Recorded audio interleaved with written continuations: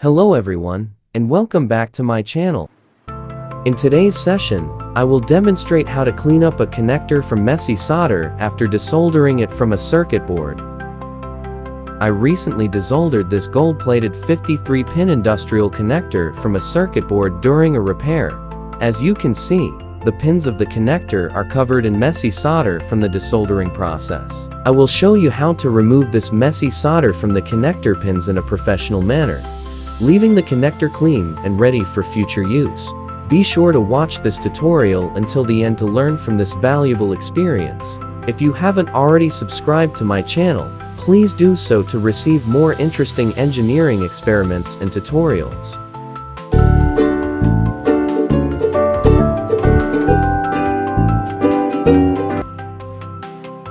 In order to start up, we require a high-quality braided wire or solder wick. It is crucial to emphasize the importance of using a braided wire of good quality.